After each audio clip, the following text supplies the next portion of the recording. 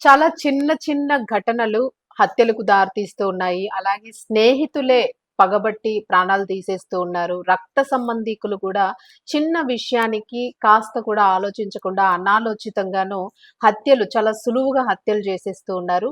అంతేకాకుండా అక్రమ సంబంధాలు ముఖ్యంగాను వీటికి సంబంధించి కూడా భర్తని భార్య, భార్యని భర్త లేదా ఇంకొక అఫైర్ పెట్టుకున్న ప్రియురాలిని చంపేయడం ఇట్లాగా కొనసాగుతూ ఉన్నాయి కేసులన్నీను. ఇది మనం చెప్పుకోవడం కాదు. సిపి సజ్జనార్ ఆయన వెల్లడించిన విషయాలు ఇప్పుడు ఒక కేసు వాళ్ళ దృష్టిలో పడింది. దీనికి సంబంధించి అత్యంత విషాదకరంగా మనసుని కలిసివేయడంతో ఆయన ఈ విషయాన్ని అయితే వెల్లడించాల్సి వచ్చింది. దయచేసి ఇటువంటివి ఏమైనా ఉంటే మాత్రము మీరు విడిగా బ్రతకడానికి ప్రయత్నం చేయండి గాని చంపే హక్కు ఎవరికీ లేదు అని పదే పదే చెప్తూ ఉన్నారు. సో సిపి సజ్జనార్ తాజాగా వెల్లడించిన ఒక కేసులోని గర్భవతిగా ఉన్న భార్యని ప్రేమించి పెళ్లి చేసుకుని అనుమానం రావడంతోని ఆమెని రంపంతో ముక్కలు ముక్కలుగా కోసి మూసీ నదిలో పడేశాడు ఒక భర్త. సో ఇవి అంటే ఒక కథనాలుగా చెప్పుకోవడం పక్కన పెట్టేస్తే అసలు మానవ సంబంధాలు, మానవ విలువలు ఎక్కడికి పోతూ ఉన్నాయి? ఇంత సునాయాసంగా హత్యలు చేయగలుగుతున్నారా ఒక మనిషిని?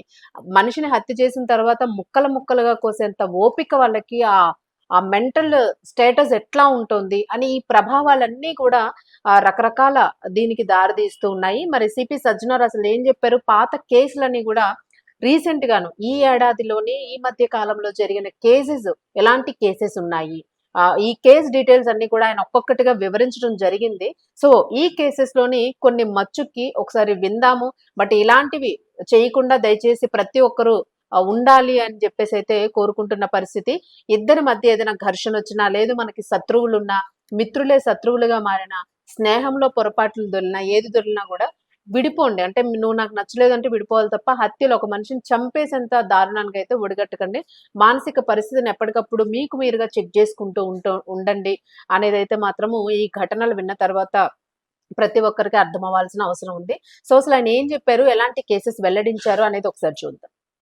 కొద్ది రోజుల క్రితం గర్భవతి అయిన భార్యను అనుమానంతో భర్త అంతమొందించాడు. ఆమెను చంపేసి మృతదేహాన్ని రంపంతో ముక్కలుగా కోసి మూటలో కట్టి మూసీలో పడేశాడు. మేడిపల్లి పరిధిలో జరిగిన ఈ ఘటన రాష్ట్ర వ్యాప్తంగా సంచలనం సృష్టించింది. ఆస్తిలో వాటా ఇవ్వకుండా తన తల్లిని వేధిస్తున్నాడని తండ్రిపై కక్ష పెంచుకున్న రెండో భార్య కొడుకు అతడిని హతమార్చిన ఘటన పాత బస్తీ పరిధిలో వెలుగులోకి వచ్చింది. ఇలాంటి ఘటనలు గ్రేటర్ హైదరాబాద్ లోని ట్రై కమిషనరేట్స్ పరిధిలో నిత్యం వెలుగులోకి వస్తున్నాయంటున్నారు సిపి సజ్జనార్. నిద్రపోతున్న భర్తను ప్రియుడితో కలిసి భార్య హతముందించింది. ఆపై తన భర్త నిద్రలోనే మృతి చెందాడంటూ డయల్ 100 కు ఫోన్ చేసి నమ్మించే ప్రయత్నం చేసి అడ్డంగా దొరికిపోయింది ఒక భార్య. ఈ ఘటన సరూర్ నగర్ పోలీస్ స్టేషన్ పరిధిలో చోటు చేసుకుంది. ఓ యువకుడితో వివాహేతర సంబంధమే ఇందుకు కారణమని పోలీసులు గుర్తించినట్లుగా వెల్లడించారు.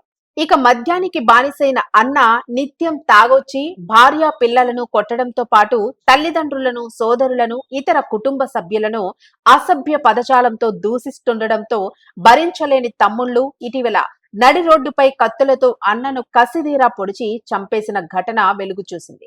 మేడ్చల్లో నడి రోడ్డుపై జరిగిన ఈ హత్య తీవ్ర సంచలనాన్ని సృష్టించింది. తాగుడుకి బానిసైన తండ్రి ఇంటిల్లపాదిని వేధిస్తుండడంతో అది భరించలేని కొడుకు రోడ్డుపై వెంబడించి అందరూ చూస్తుండగానే కత్తితో పొడిచి తండ్రిని కిరాతకంగా హత్య చేశాడు. ఈ హత్యకు సంబంధించిన వీడియో కూడా సోషల్ మీడియాలో వైరల్ గా మారింది.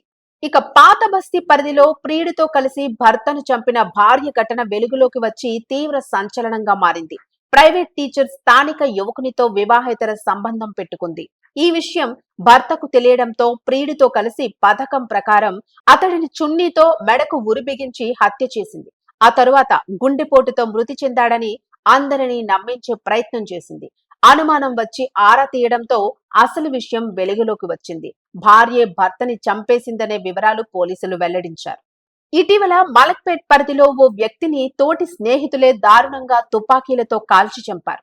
అంతా కలిసి సెటిల్మెంట్లు, దందాలు చేసి సంపాదించిన డబ్బులో తమకు వాటా ఇవ్వకుండా ఒక్కడే తీసుకుంటున్నాడని కక్ష పెంచుకున్న స్నేహితులు తోటి స్నేహితుణ్ణి దారుణంగా హతమార్చిన ఘటన అత్యంత కీలకంగా మారింది. ఇటువంటి ఘటనలు ఒకే ఏడాదిలో కోకొల్లలుగా తమ పరిధిలోకి వచ్చాయని హైదరాబాద్ సిపి సజ్జనార్ వెల్లడించారు.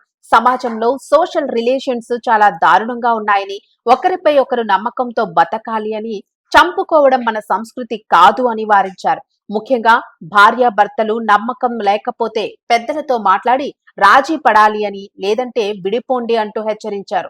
అంతేకాని చంపుకోవాల్సిన పరిస్థితి వరకు దారి తీయొద్దని అన్నారు. ఆర్థిక సంబంధాలన్నీ మానవ సంబంధాలు కావు అని గుర్తుంచుకోవాలని అన్నారు. పాత రోజుల్లో అన్యోన్యంగా కలిసిమెలిసి ఉండేవారని, తిరిగి మనమంతా పాత స్థితిలోకి వెళ్ళాలి అని ఆశించారు సిపి సజ్జనార్.